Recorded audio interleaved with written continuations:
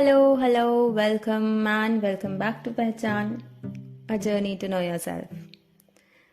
Pehchaan is really close to my heart, just because of the purest intent I have behind this podcast. It is a sweet little corner where I'm the most honest to myself and the audience. There's no fiction, no storytelling or poetry, just pure experiences and my opinions and thoughts about those, which might bring you a little, like just a tad bit closer to yourself. So if you just want to reflect while I speak my heart out and come a little more closer to yourself, come on, let's embark on this journey of Pehchaan, a journey to know yourself. And if ever this corner has helped you in the smallest way possible, please consider subscribing to the channel. It would mean the world to me. Also, please ignore this hoarse voice. Today I'm having severe cold, but I really wanted to upload this today. I had released the short teaser peekaboo kind of thing around 2 months back for the episode of Pehchaan, and everything was recorded and I just had to post it. But somehow due to the course of events, it just got delayed. So now when I thought of again posting it and when I heard it this time, it just didn't make sense to me. Now there can be two possibilities. One, either I'm growing at an insane pace, or two, maybe I'm out of my mind right now. The latter's possibility is probably more. So whichever be the case, it calls for a podcast to be put out there right now, right there. Especially today as it is World Mental Health Day, a cause I have been supporting since years now.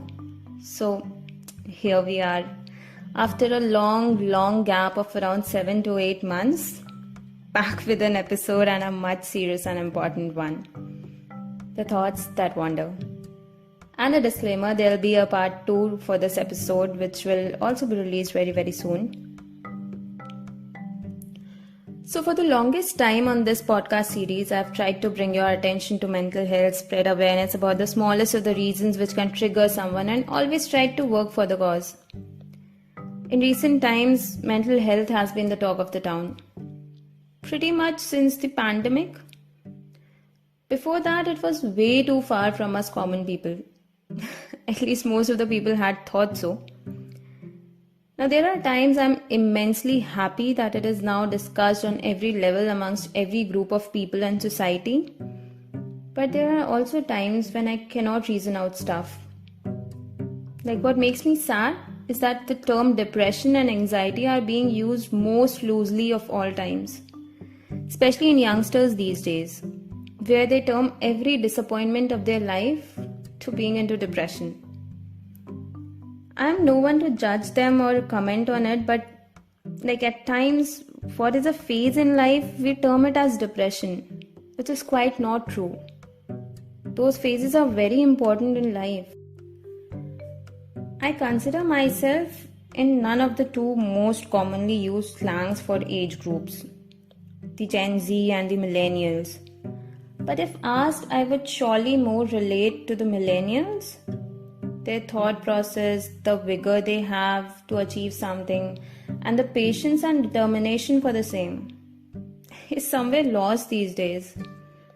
I'm so blessed that I have an elder brother whom I have seen working really hard, even though he's the smartest of us all, and probably smartest amongst most of his people. Thus, re-establishing that smart work might shorten work hours, but hard work can never be replaced, because otherwise how would you be sure of the work? What happens these days with people is they want results real quick. Shorthand results with shorthand efforts. Be it in any sphere, work, college, relationships, families, friendships, love, etc. The list is endless. This is how people have started approaching problems now. And if they do not get results within that short span, they feel heartbroken. Because this is fed into their mind. They are breathing it in and out all day long. Shorthand, efforts, results, everything. And it is not their fault completely. In the rat race, we as people have induced this feeling in everyone that success should be within time. No one, however, has ever defined success aptly, because success is pretty subjective. Though this time Google has the best definition for it: the accomplishment of an aim or purpose. Disclaimer: do not search your symptoms on Google, please. Coming back. Now, this aim and purpose can be varied and subjective. It can never be the same for two people in life. And even if it is, the path that they follow will not have the same hurdles or the same stones. So why do we just get heartbroken and shattered if one gets something and following the same path we do not?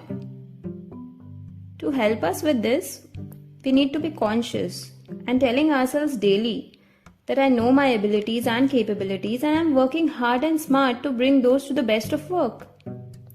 Nothing else beyond that matters ever. This generation of ours is hungry for affirmations, and there are very few people in life who would give you those. So if you need it, be the one for yourself to provide it and for others as well. There are 7 affirmations that are very important for one's well-being. First, I am enough. Second, I believe in my dreams, myself, and all that I am. Third, I love myself for who I am. Fourth, I create my own happiness. Fifth, my life is filled with abundance of goodness. Sixth, my challenges are actually opportunities. And seventh, I'm beautiful just the way I am. All these 7 affirmations can be found on Google very easily. But these you will have to give yourself. No one else is going out of their way to give you affirmations daily. Even though it is required, but that's how the world is. Now, if you heard it clearly, there's none of those affirmations mentioning about the fruits of your labor, but just the affirmation that I am enough to make good efforts for good things. And the 7 affirmations that I listed are all you need to get out of any labyrinth of life that it puts you through. Be it relationships, love affairs, friendships, work, studies, monetary problems, and anything. I've never talked about relationships or love as yet on the channel. If you guys want to hear my views on it, please let me know. I'll surely put up one episode on that as well. But for now, if we focus on the I create my own happiness, my life is filled with abundance of goodness, you can never fail in a relationship, at least from your end. Because you are never dependent this way on your partner for anything. It will just be pure love and companionship. Youngsters also often take these 7 affirmations and make it a hindrance in their path of betterment. In their path of their growth. The line, I love myself for who I am, and I am beautiful just the way I am. And the first one, the I am enough. These are often misinterpreted and misquoted. These just mean that one is good enough, but not at all that one should remain constant and stagnant at this very place. Probably not. Change and growth are the laws of nature. We should never try to mingle with those. Change for your own betterment. I used to tell people earlier, like whenever it happens, like you'll get the context, I used to tell people, please do not change yourself for me. Change yourself for yourself. And that change would be a permanent, irreversible change which you would be proud of.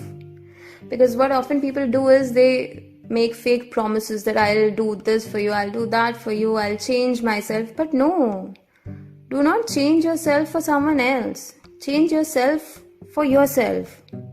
Because you need it and you should be proud of it. No one should ever be the reason for your change. When people these days do not get these required affirmations, they tend to run their thoughts in varied directions and term it as overthinking. And overthinking is not a bad thing. I don't think that it is a very bad concept. But too many thoughts, they can sometimes be so helpful also.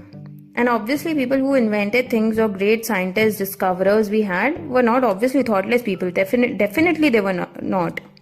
They had great thinking powers. The only difference that might be present was that the statistical evidence, or maybe, the rational thinking that they had. Because overthinking, if it is rational, it can take you to places. I never demean the feelings that people have of any age group or gender or background. I believe that like everyone has a different pain endurance, everyone also has a different emotional endurance as well. So an emotional damage which might be nothing to me can mean the world shattering to someone else. But at the same time, we should also be aware of the better things in life, the purpose of life, our value, and the meaning we can give to someone else's life. Just cannot do much, I suppose, when someone is in that phase, that dark phase. But I'll surely make you aware and help you in not taking some major steps when you are going through a phase. And the phase that I'm talking, I'm not terming it as depression, because not all phases of life which are hard are depressing. They are not, surprisingly. Going through these rough patches in life is equally important. Otherwise, people tend to disregard happiness and the abundant goodwill and health they have. It is important because these phases teach us to be grateful to what we have, and grateful to others as well, just for their mere presence in our lives. Take this opportunity of World Mental Health Day and thank the people around you, far from you, beside you, who help you in keeping sane all through these tough times. And I take this opportunity to thank you for listening this and giving your support to it. I would also like to thank that mere thought which crossed my mind around 2 years back of starting this podcast series, because this definitely keeps me sane and gives me a reason to look forward to. Thoughts that wander. Stay safe and stay healthy. Wishing you all a heart full of happiness, body healthy and mind wealthy of good thoughts on this World Mental Health Day. Thank you. Bye-bye. Take care.